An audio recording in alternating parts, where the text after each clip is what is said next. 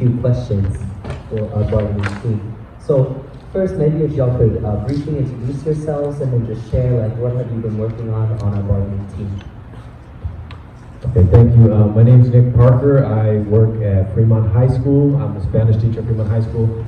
I'm on the compensation working group, and up until this point, the most of what we've done as a working group was we looked at what other area districts were making, specifically those that have negotiated a contract for this year, because almost everyone who has negotiated a contract for this year has gotten 8, 10, 12% raises. So we can't compare our contract to what somebody was even making last year.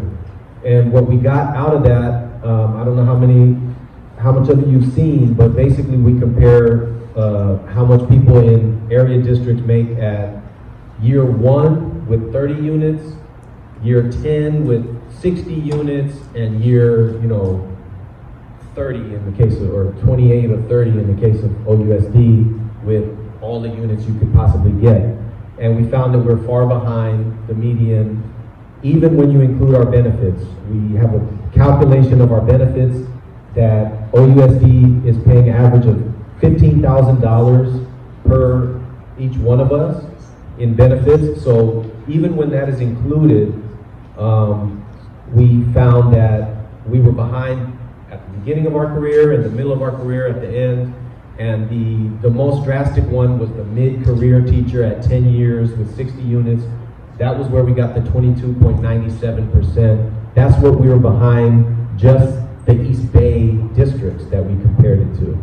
So that was where the demand for a 22.97% raise came from. That would just bring us to a median pay for a mid-career teacher. The other thing that we included was a demand to get rid of the plateaus in the salary schedule, which is, you'll probably already know, but like when you get to year 10 or 12, depending on how many units you have, your pay freezes for 5 years, then you get a raise and then it freezes for another 5 years. So there are other districts where it doesn't take 28 years to get to the top pay. There's a lot of districts where it takes 16, 17, 18. There's a few that even take maybe like 15 years. So we're demanding to eliminate those, so you just keep moving down more quickly. Strangely, the district proposed that in one of their few proposals that they've given us already. So to not continue on too long, the only other thing I'll say is we have not done a lot of analysis about where the district's money is at. It's very hard for a person who's not trained in this to really analyze these budget documents. And so one of the things I've been asking for is for us to have a training for the bargaining team, not just for my working group, but for all of us to be open to where we can get some training as to where the district is keeping all their money. Because when you look at their books, it's like, oh, the money's all spent, but they hide it in all types of different places. And at the end of the year, it turns out they spent $50 million less or $30 million less than they claimed they were going to spend. But now it's too late.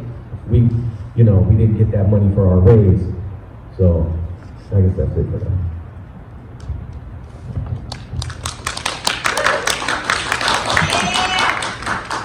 I'm Denise Hofstetler. I'm a TSA at Fremont High School. I'm also running for board seat 10 to be on our executive board. Louder? Yeah. Okay. That better? All right. The bargaining committee that I'm on is one that is not a traditional one in our contract. It's the common good. And what my group is focused on, and it's me and cousin Nick Sanchez, is on community schools and also school closures. For those of you that don't know, I was at Parker last year, and so we went through the school closures and a lot of ideas and thoughts about things that need to change with the district on that. Similar to what Parker was saying was we were asking for just kind of guidance and training on what do we do in bargaining. This was my first time going into bargaining, and for a lot of us it was. And we were just kind of thrown in, and here's your working group, and go work and come up with what you need. So again, starting with, common good, that's not traditionally in a contract, we have nothing to start with. So we did a lot of research what other areas were, other contracts and other districts were doing when it came to common good, community schools, and school closures. We used a lot of information from the state of California about their whole community school model, since they were giving us so much money. What we ended up coming up with was it's imperative in our district to have shared leadership. They can't have this money and make all the decisions because they're going to blow all the money. So what we came up with was creating a shared leadership model at both the district level and the site level for schools that do want to become community schools. We are putting on the district to pay to develop a needs analysis, cost-benefit needs analysis for each school and for the district. So they can't do like they did with the school closures and come up with their own kind of system to determine the school needs to be closed. It's using some crazy algorithm. We don't understand it, but this is what it's going to be. Within that shared leadership model, it is based upon equal participation from district level as well as OEA and community members. And we really believe that if we're able to have that model, we can develop Oakland into the schools that we want and the schools our students need and deserve. So that's the committee that we're on. Also building off of that, the idea with the school closures is the reality of what the district needs to do. So our demands were that before they even propose school closures happen, get rid of things like 1000 Broadway. Our first demand on that is actually right-sizing leadership. So they need to be at or below what the district average is for administrators in school districts. Instead of being 20% above, put us where we need to be. Then go through the other things, and then we'll think about talking about school closures. But till then, don't come at us with anything. So that's what we've been working on.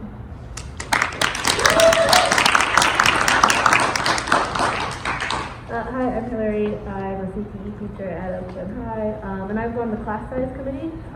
Basically, we just worked to find the best number for class size reduction. So we worked a lot with the special ed group, the early childhood group, and also the BAPA team. Basically, just proposing drastic cuts, mostly in the early elementary levels, and getting rid of combo classes for TK to 2, hopefully in the next 3 years. That's basically it. We're just trying to cut classes or class sizes.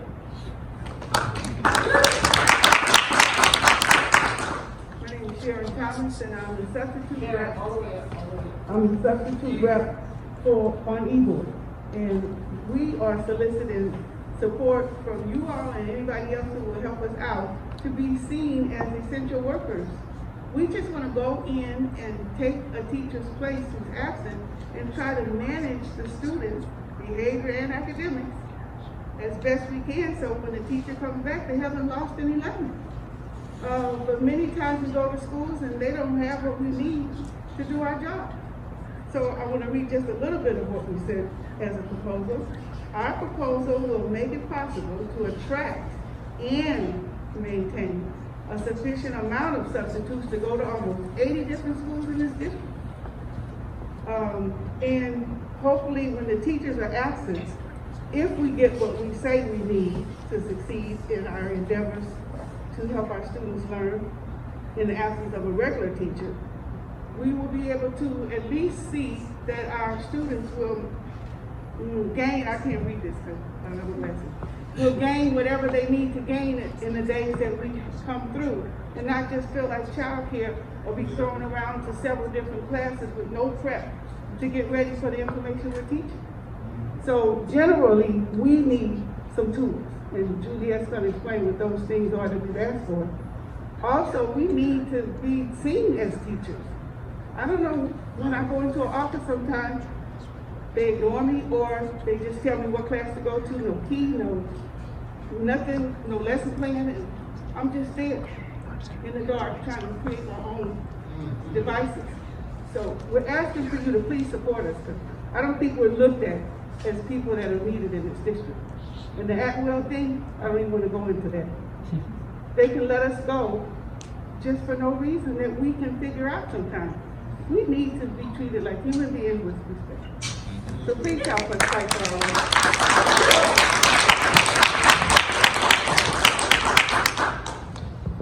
So the specifics of what we're asking for, oh sorry, I'm Juliet Hadid, I'm also representing substitutes on the bargaining team. The specifics of what we're asking for are parity with teachers in pay and in benefits. We're asking for job security.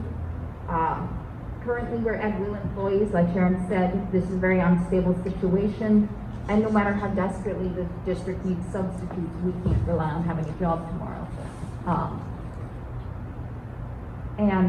We're also asking for materials and whatever information we would need to actually educate and keep the students safe. That means something like the IEP at a glance if we're working with SDC students or in SDC classes, and a key to lock the classroom behind us or with all the students in it if there's a lockdown drill, and very basic things like that that substitutes almost never are provided with. The question that we're just going to ask one or two people to speak to is, given these really ambitious proposals and given what we've learned about the importance of having a two-way, communication between the members who are taking actions and the bargaining team who are doing these very difficult negotiations, how is it that our union members could offer input and feedback before major compromises are made at the table? And what are some things that would support the bargaining team that y'all are working on in having this two-way communication? Is it surveys? Is it, more town halls? What are the forms that you think would help develop that really authentic member input? And that question is open to all of y'all. And if any brave soul would like to take it on. To Denise. I guess what I'm going to propose is really coming from the understanding of the support and what had happened at Parker when it came to OEA leadership, and then what's happening now. We're told that there, hasn't been time for us to engage with, members about bargaining. When we were going through, the school closures of Parker, there wasn't leadership support there. They were nowhere to be found. So my biggest thing, what we need to do is actually get together as members, start attending rep council meetings, start attending any meeting that we can attend to make sure that we all know what's happening, and we need to communicate with each other. One of the big things with bargaining is that we're coming up to February, I believe it's 26th, where we're going to be hearing the final proposals from the district. Well, if you think about February 26th and then going all the way up to when the end of the school year is, we won't have time after that to get to an impasse and then to prepare our schools and our communities for closure. We need to be preparing last month. So it's imperative that we start preparing now, and we need to be putting pressure on our executive board. We need to be putting, not pressure, but talking with our bargaining reps at our school sites, saying these are the things that we need to be doing, is organizing our school sites, stop focusing on bargaining with the district fairly, because they're not fairly bargaining with us, throw that shit out. And we need to start doing what we need to do to save our schools, to save our students, and save our teachers. Okay, thank you so much. Anybody else would like to add any quick notes? I just want to piggyback off of OEA being supportive. I think they could advertise more of these meetings we're having right now. And for substitutes, we just need them to tell us how many of us we have in our caucus, because we keep getting mixed information. We have to keep calling and begging. So even if they put something in writing and support us, or come to any meeting that we're having, there's 3 or 4 of them that could come and speak for us and represent us to show that they're behind us. I think that would help. And then the membership, I don't see why we don't have enough money if we can give other people monies to do what they do in their unions, to send some of us out to different schools. Like even teachers, let them have a substitute while they go out and solicit other teachers to please come on board, because we're not gonna win unless we all, or most of us, come together as one, and it starts at the top. Thank you so much.